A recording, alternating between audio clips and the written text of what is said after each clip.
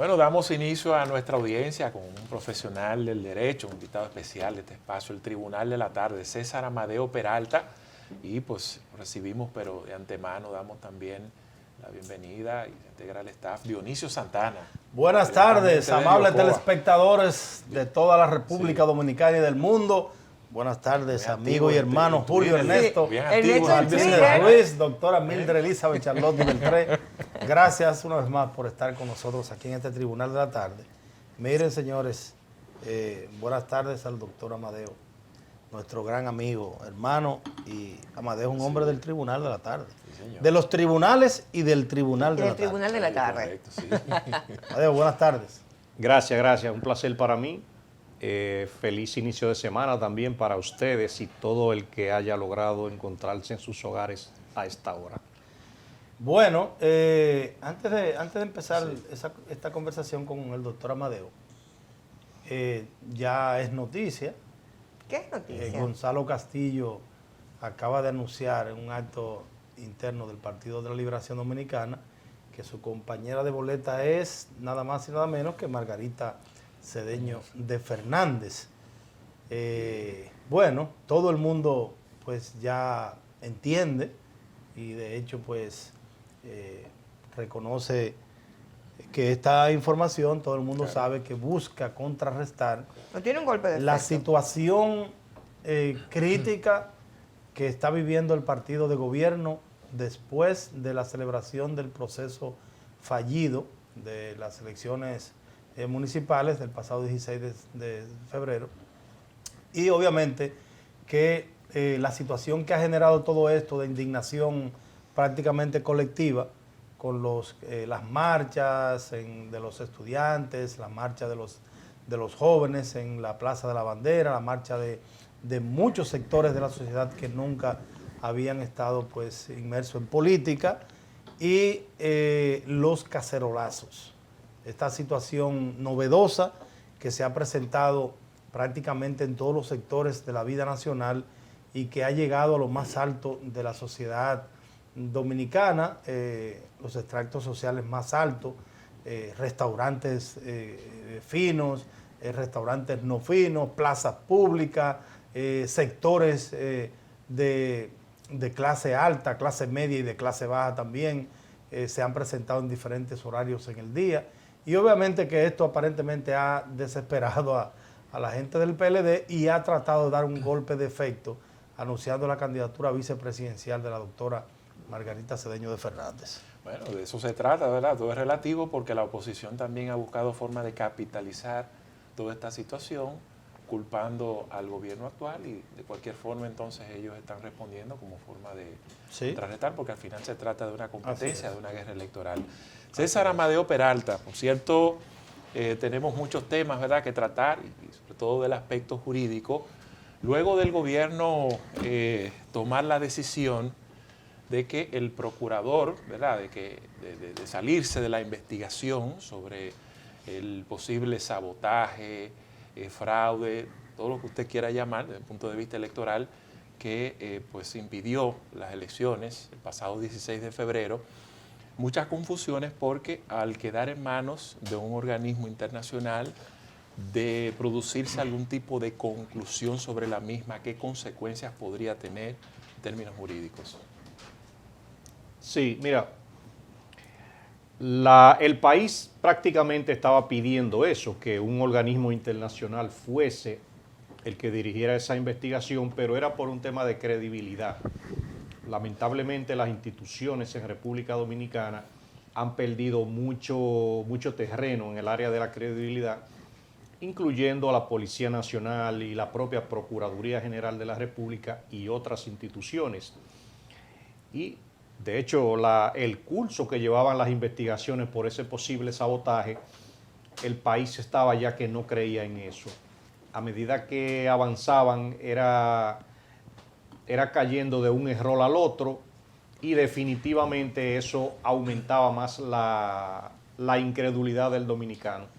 El simple hecho de que la IFES y la OEA, OEA, Uniores, precisamente se encarguen de esa investigación. Entiendo que todo el país la va a asumir con el mayor rigor y con la mayor credibilidad. Aquí siempre se ha tenido la creencia de que los norteamericanos, cuando hacen una investigación, la hacen seria y no importa caiga quien caiga.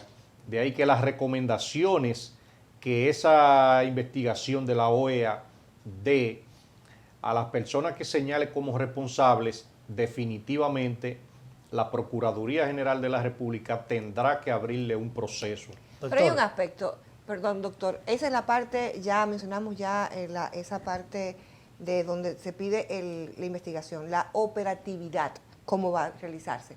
Tendrá que hacer uso de lo que son los recursos humanos propios de la Procuraduría, o para el tema ya de trabajo de campo, cómo se define, cómo se espera que se haga. Bueno, el trabajo de campo es prácticamente una auditoría informática y tecnológica que se le va a hacer no solamente a esos equipos informáticos de la Junta Central Electoral, sino que están llamados a investigar precisamente a varios de los funcionarios de la Junta Central Electoral y también al propio técnico de Claro, quien estando presente en el lugar del hecho, para que pueda decir qué él vio, a quién él vio, cómo vio que lo estaban haciendo, para qué le pidieron una camioneta rotulada, para qué le pidieron uniformes. Todo ese conjunto de cosas serán en donde debe basarse esa investigación en el trabajo de campo, no solamente con entrevistas a muchos de los actores, sino también con experticia. Y experticia precisamente en materia informática, aunque nosotros somos abogados, casi siempre deja huellas cualquier tipo de situación, de hackeo, de vinculación en las redes. De ahí que yo me sumo a la confianza que le doy a las Naciones Unidas para que haga una investigación y que la haga seria. Ahora, cuando se concluya con esa investigación, ya la Procuraduría General de la República, la propia Junta Central Electoral deberá ser una parte activa en el querellamiento y en la acusación de los que puedan resultar como procesados. Te puedo también agregar... doctor, pero en esa misma parte, porque vamos a poner la situación en contexto. El gobierno anuncia que va a Washington, se reúne una comisión con la OEA y que da paso a una investigación sin la participación de la Procuraduría. Incluso ordenó al procurador que dejara sin efecto lo que estaba haciendo.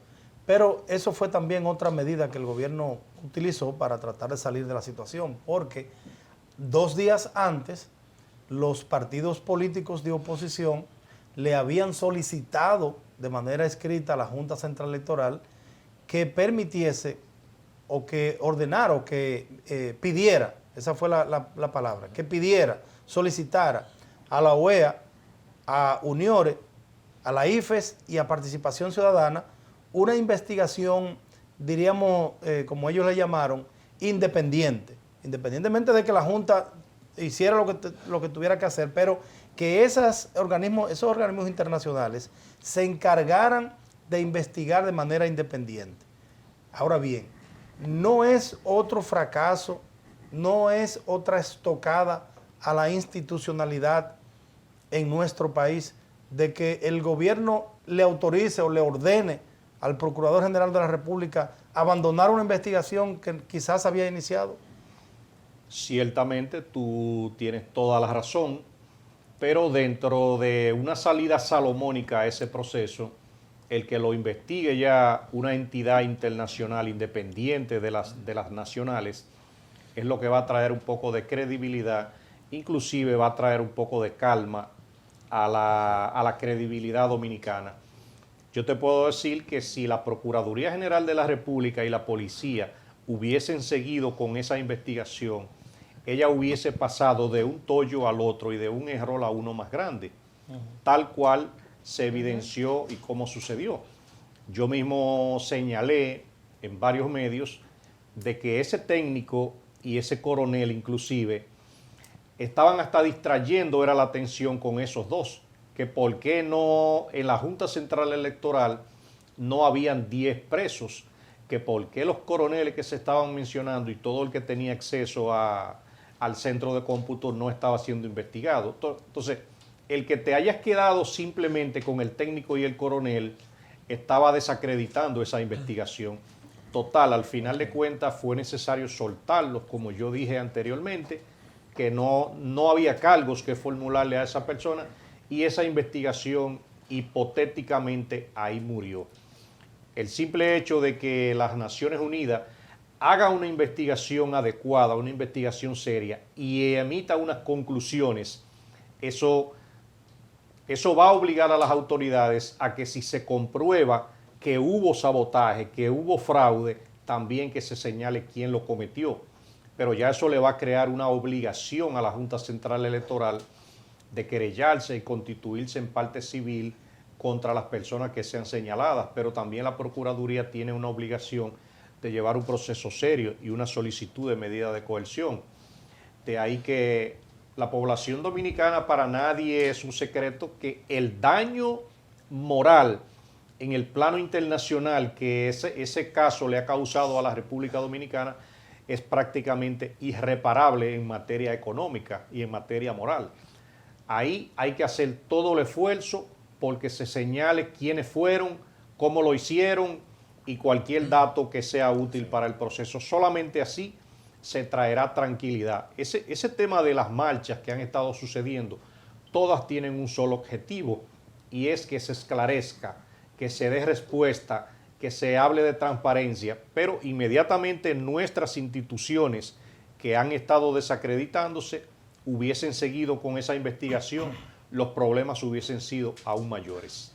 ¿Y cuáles serían en términos jurídicos posibles consecuencias? Porque se ha estado, por ejemplo, hablando de posibles sabotajes y también de delitos de alta tecnología en estos casos.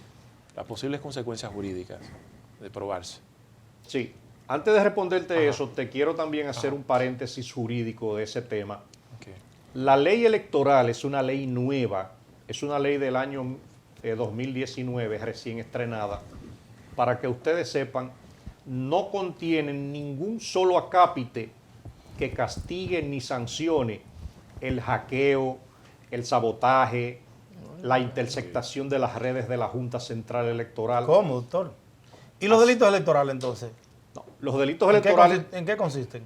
Los delitos electorales son ya otra cosa que ninguno están vinculados con el sabotaje, con el hackeo, con la interceptación ilegal de las redes de la Junta. Los delitos electorales son tan variados y tan sencillos y complacientes como que la prohibición de un agente imprimir una boleta que no la imprima la Junta, la prohibición a que nadie puede mandar a hacer un sello de la Junta Central Electoral, el que nadie puede comprar un voto, el que nadie puede vender el voto, el que no se le puede prohibir a un ciudadano que ejerza su derecho libremente, el que si una persona en condiciones especiales va con otra sí, pero a doctor, votar. Pero está también como delito electoral impedir que un ciudadano pueda ejercer de manera libre y transparente su voto, su derecho a votar, y hacer o motivar las causas que generen un fraude, está entonces dentro de ese rango de violaciones, creo, me parece. No, eso yo lo he estudiado muy a profundidad. En los delitos electorales, lo que sucedió en la Junta Central Electoral simplemente no está previsto en la ley electoral. De ahí que las autoridades tienen que recurrir a leyes complementarias. Para eso van a tener que auxiliarse de la ley 53-07 sobre crímenes y delitos de alta tecnología. Esa ley sí, pueden inclusive buscarse el artículo 27 y el artículo 28. Y le voy a decir lo siguiente: al que encuentren culpable de haber cometido el sabotaje, el hackeo, la interceptación ilegal de las redes de la Junta Central Electoral, que se prepare a enfrentar 30 años de prisión. Wow. El violar esa norma es como cometer un asesinato de sangre aquí en República Dominicana. Y de ahí que la ley de terrorismo inclusive dedica algunos acápites precisamente al sabotaje electrónico y a la interceptación ilegal de redes del gobierno. Eso se considera como un acto de terrorismo. Aunque en la ley de terrorismo ese tipo de sabotaje está castigado con una pena de 20 años de prisión. De ahí que va a ser necesario recurrir a la ley de crímenes y delitos de alta tecnología, especialmente los artículos 5, 8, 9, 11 y siguientes, junto al 27 y el 28. A la persona que lo señalen en una investigación seria de haber cometido el sabotaje, inclusive le conocerán medidas de coerción y la medida más idónea por el daño que ha causado será hasta de que le impongan un año de prisión preventiva y que el caso lo declaren complejo. Y es precisamente porque esos delitos electrónicos son muy amplios y necesitan de una investigación un poco más profunda. Pero hay un aspecto, doctor. Se sabe que la intención es considerada como el crimen mismo, pero ¿no sería una causa absolutoria cuando el presidente de la Junta Central, cuando está frente a los delegados de los partidos, dijo, teníamos la información de que no se hizo el control de ese proceso? O sea, que ellos sabían que había un control de calidad. De los equipos. En base a eso, si ellos tenían la información de que algo estaba mal, no habrá entonces ningún delito, ningún crimen, porque lo que hubo fue una inobservancia de un paso, vamos a decir puramente de revisión del proceso. Porque incluso él mismo dice, teníamos el sábado esa información, pero esperábamos de que eso pudiera arreglarse en el camino. Bueno, en el campo mío, en la Isabela, en Puerto Plata, a eso le dicen una sinvergüenzada. El hecho de que usted sepa que hay que hacerle un control de calidad en un momento tan especial como eso y usted lo haya obviado y lo haya dejado que pase. De ahí que si fuera un tema de control de calidad, de igual modo, ojalá que hayan sanciones administrativas, que no solamente sean la suspensión del director de centro de cómputo. República Dominicana necesita de sanciones más severas, que no solamente a veces es expulsar a un funcionario que no haya cometido su labor, pero la ley de crímenes y delitos de alta tecnología en principio estaría esperando la investigación seria para saber si fue un sabotaje, el hackeo, la interceptación ilegal. Pero es que él dice, doctor, o sea, yo sabía que había un fallo y esperábamos que se arreglara. Entonces Sí, no existe no, el animus necanti de tú cometer la intención del delito. Sí. A eso me refiero. O sea, yo entiendo lo complejo que es el caso. Para aclarar un poquito, Mildred, lo que pasa es que él se refirió a que el sábado en la noche había una dificultad para que el programa cargara la boleta. ¿Y qué fue lo que se presentó al otro día? Exacto, entonces, que desde el sábado en la tarde ellos estaban tratando con los técnicos, que fue otro error que cometió la Junta, porque fueron a los centros de votación sin el permiso y sin el conocimiento de los delegados de los partidos, y trataron de cargar el sistema, pero no le funcionó. Obviamente que ahí la investigación tiene que arrojar si hubo manos criminales para que o ineptos. Exacto, o ineptitud. Entonces, pero doctor, antes ya por último, por mi parte, ¿qué va a pasar? Porque es que estamos como mirando llover y dejando que la tierra se moje sin hacer nada. Entonces, ¿qué va a pasar con lo ocurrido con el técnico de Claro, con el señor Regalado? ¿Y qué va a pasar con el coronel que a simple vista se ve como que fueron burlados, que fueron vejados, que se le violaron sus derechos constitucionales? Incluso yo, al día siguiente de que se conoció el apresamiento del joven, yo escuché en El Sol de la Mañana una llamada que hizo el vocero de la Policía Nacional. Le hicieron 5 preguntas y él no supo contestar ninguna. La primera que le dijeron fue, ¿en qué destacamento estuvo detenido el técnico? Y él le dijo, esa información no se la puedo dar ahora. Le hicieron otra, esa información no se la puedo dar ahora. Y yo le decía, ¿pero a qué llamó este señor? Entonces, ¿qué va a pasar con esas 2 personas, esos 2 ciudadanos que aparentemente le han violado sus derechos y lo han acusado de algo que no hicieron? Y como pide amigo, se viola ahí el non bis in idem de que alguien pueda ser juzgado. Bueno, no hubo juicio porque hubo un desistimiento puro y simple. Exacto. Mira, definitivamente en relación a ellos, ese caso se puede decir que murió.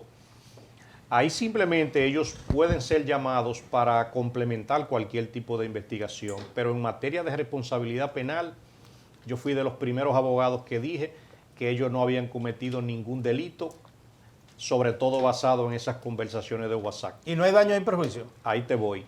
Definitivamente, tanto el Código Procesal Penal como la propia Constitución de la República, artículo 148 de la Constitución de la República, establece la responsabilidad civil para todo funcionario que por una actuación o por una omisión antijurídica le cause un perjuicio al otro. Pero también hay varios artículos en el Código Procesal Penal que le permiten a esos dos ciudadanos elevar cualquier tipo de demanda en el ámbito civil en reparación a los daños y perjuicios que han recibido. Inclusive te puedo agregar, cuando yo escuché que a ese técnico le hicieron un allanamiento a las 11:30 de la noche, yo dije, siguen cometiendo locuras. A esa hora solamente se allana por drogas. Entonces, para hacer un allanamiento a esa hora, engañaron a un juez también. Porque solamente motivándole de que podían encontrar sustancias controladas. ¿O el juez se confabuló? Solamente así él podía emitir una orden para hacer un allanamiento a las 11:30 de la madrugada, de la noche, mejor dicho. Los allanamientos son de 6 de la mañana a 6 de la tarde, entre otras violaciones. Otra cosa que te puedo decir, ese coronel se entregó un día a las 5:30 de la tarde. Ya luego que él se entregó, no procede solicitar una orden de arresto en su contra. Okay. Usted puede, si él se entregó y usted entiende que él es culpable y usted tiene elementos probatorios en su contra, usted le conoce una medida de coerción basado ya en su entrega. Las órdenes de arresto se solicitan y se utilizan para arrestar a una persona y conducirlo ante el juez y conocerle la medida de coerción. Ese caso estaba plagado de irregularidades. Ahí inclusive cualquier abogado iba cómodo y siempre lo dije, un juez serio que vaya a conocer esa medida de coerción ordenará su libertad pura y simple o el juez se iba a chicharrar junto con los otros que estaban haciendo esa tollada. Bueno, gracias. Vamos a dar un contacto. Sí, vamos y agradeciendo la presencia, ¿verdad?, de Amadeo Peralta en este Tribunal de la Tarde y brindarnos sus conocimientos jurídicos acerca, pues, de este tema relacionado con el proceso electoral municipal. Vamos entonces a un contacto de publicidad y retornamos con los minutos finales y Cristian Rojas con las deportivas.